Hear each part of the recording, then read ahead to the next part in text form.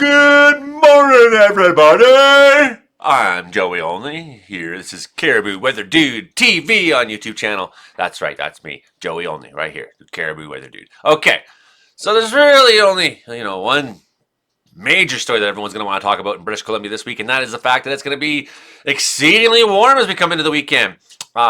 We did have some thunderstormy outbreaks yesterday. I expect more weather to hit down south. There will be probably more snow in the next, between now and the weekend.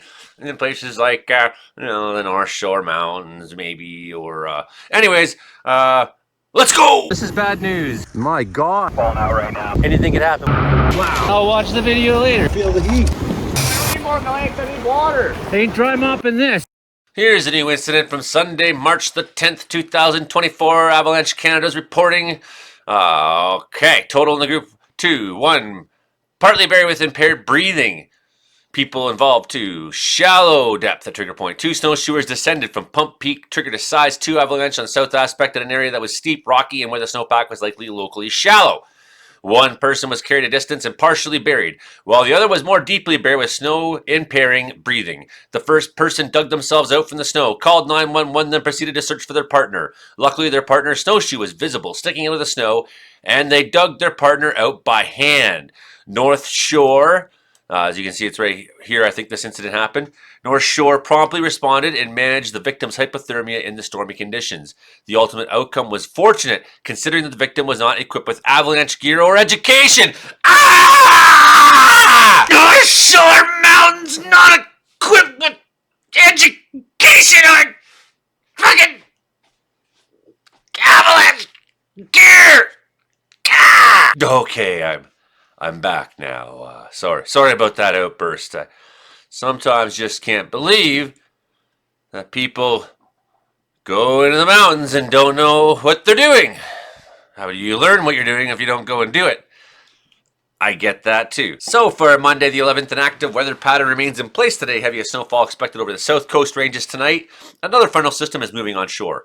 Frontal system exits BC on Tuesday, which opens the door for unsettled conditions to persist for the rest of Tuesday. Freezing levels will have diurnal trend without any significant warming for the next 3 days. Significant warming is likely to arrive later in the week as a strong ridge of high pressure builds. So let's have a look at the jet stream this week. And we can see, wow, there's storms going on still there in the out east. As you can see, we're still, right now, on Tuesday still have that chance for air from the north to swoop down still on us, right? So we still have slightly cool nights. The air, it's like you get out in the sun, and the sun's pretty warm, but there's still a slight coolness in the air. Well, here is where that begins to end, especially. So, we had warm spells this weekend, especially as that storm brought in subtropical moisture with it. But it, had people thinking like, oh, the warm-up's here. No, that wasn't actually the warm-up yet. This is the warm-up coming here, as you can see. So first it's going to warm Alaska up. You can see the big bulge of warm air is going to end up slipping up and into BC. Here it comes. Whoosh. And then look how this patch of cooler air comes down and replaces that warm air, right? So it's being forced up into BC. It was here and it's being forced up into BC. And there she goes. Boom! Saturday. Oh, Sunday. If you're in jail, break out. It's going to be so warm. Sunday, the 17th of March. That would be St. Patrick's Day. Yes, St. Patrick's Day. It's every year on March. And wow, crazy looking jet stream this week. Okay, we'll at least get to what we can say about British Columbia for the most part. But we'll try to give a little bit of a larger picture here. So you can see that storm in the Maritimes is moving up. It's hitting Newfoundland today. That is going on in Newfoundland. And here we go, our low out in the middle of the Gulf of Alaska, sitting there, upper level low. If it just sits there, it would remind me. I was talking recently about El Ninos and La Ninas in the forecast video, and did kind of mention how in 2019, for example, upper level low just kind of sat right about there in the Gulf of Alaska and continue to give us stormy weather often at so, those are things that maybe we could anticipate being a possibility. So definitely pretty warm through a lot of the United States today. That's not going to last. Monday. That warmth. Okay, BC getting a little bit of a slam. Most of that is coastal. Some coming to the Rockies, though. If you look at that's Wednesday still. So it's going to have some lingering snow there, continuing all the way into Wednesday. You can see by Thursday, we're probably going to have some severe weather outbreaks in the United States as that cool air and that warm air are fussing with each other. And that cold air is trying to scoop down, like we just saw in that earlier graphic, and make its way down into New Mexico, places like that. This side, we got rain. The green is rain. The blue is snow. So you can definitely got an idea of the different kinds of weather possible. Now you're starting to see that yellow. That's going to be convective storms. That's going to be powerful storms. So Friday, maybe looking at another round of severe weather in the United States. Been a lot of tornadoes and things like that going on. Yeah, I mean, it's been a pretty active season so far. Pretty active season for them. And there we go. By Friday, the big H is coming, high pressure. And often high pressure for BC at this time of year might mean colder weather. It might mean that the north is taking over. But however, as we saw earlier in the graphic, the bending of the jet stream, this warm air is going to rush up. Portland is looking at maybe getting to 25 degrees Celsius. That's what some meteorologists are saying. How warm will BC get? We'll talk about that in just a minute's time. And here we see by Saturday that warmth. You can see the red really focusing on BC. And we get that red. And there's that cold air, pushing down still. Cooler air, I should say. I should say cold, but it just means it's cooler than. And you can see this red is cooler than this blue, right? So when I say cold air on this map and warm air, I'm not necessarily meaning I'm not giving a temperature value. I'm giving a comparison. Here's a view of how this motion is working. This should kind of give us an idea of where our storm is coming into BC, how it's moving.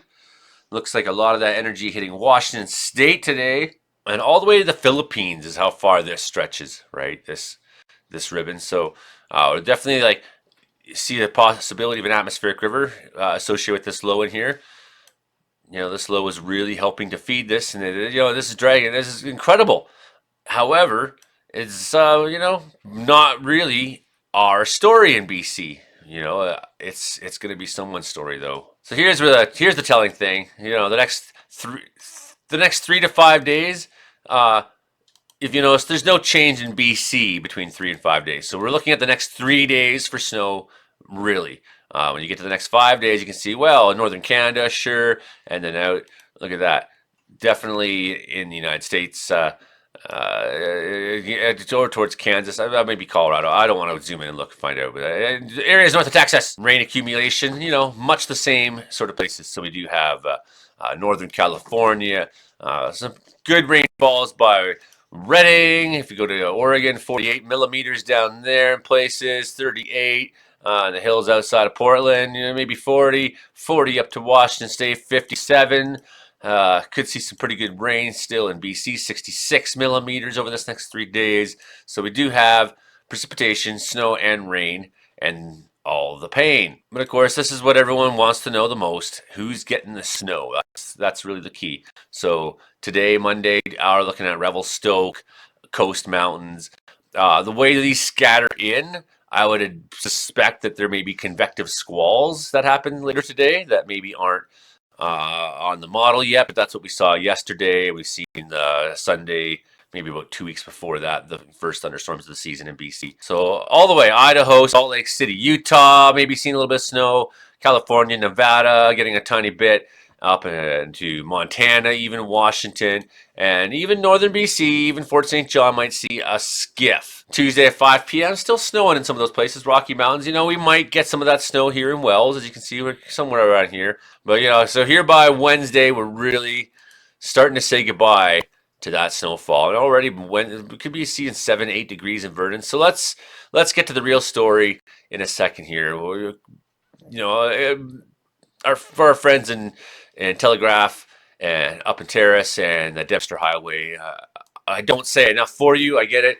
And maybe you don't consider yourself interior British Columbia, but nonetheless, be aware of the chance of freezing rain Tuesday overnight up there, and then heavy rainfall and heavy snowfall into Juneau, Alaska. And you can see that I was talking about that sort of.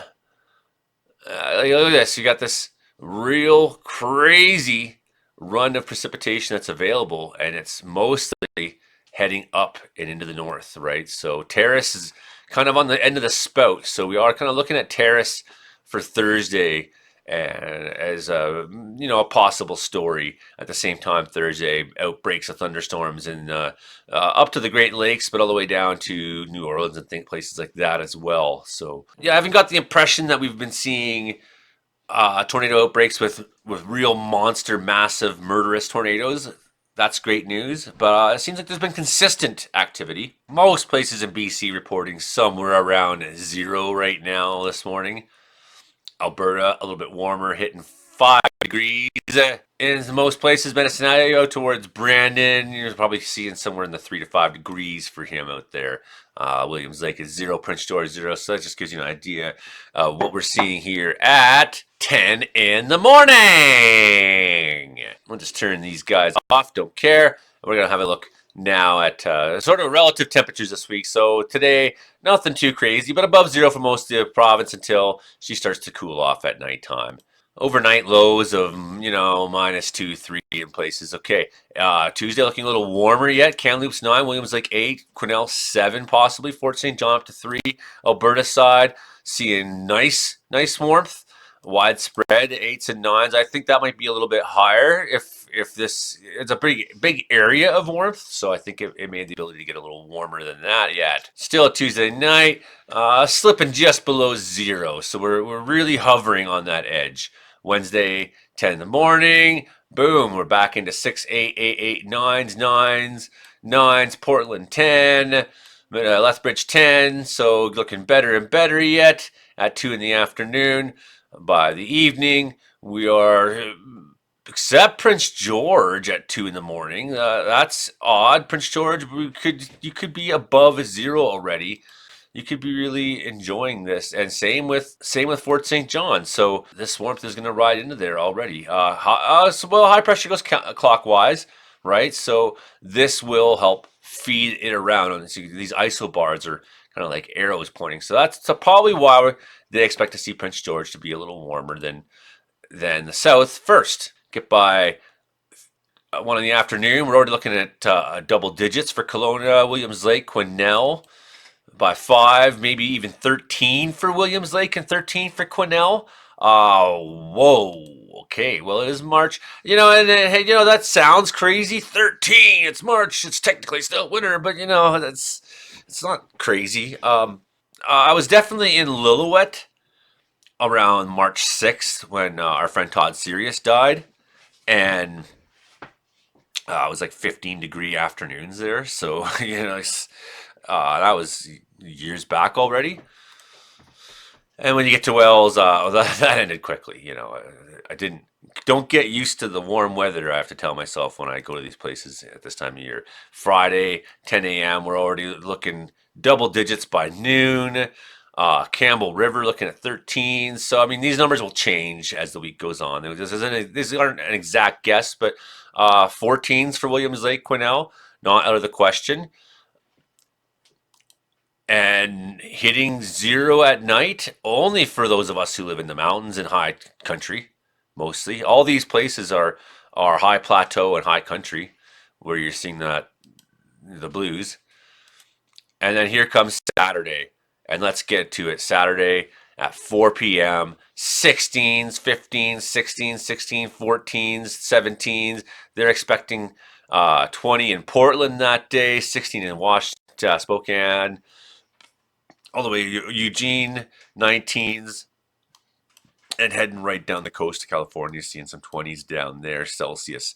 So that is quite warm, for sure. That's widespread warm. We are really coming into the springtime, and here we are on St. Patrick's Day, looking at some of that 18s for Williams Lake, Quesnel.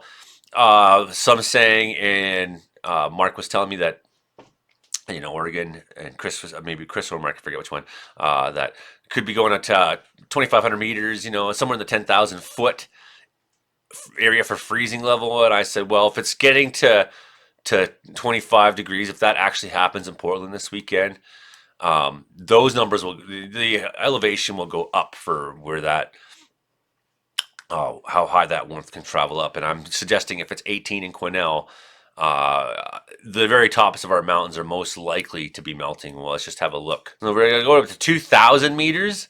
They're still thinking on Sunday at 3 o'clock in the afternoon that at 2,000 meters, much of the province will be well above zero, right?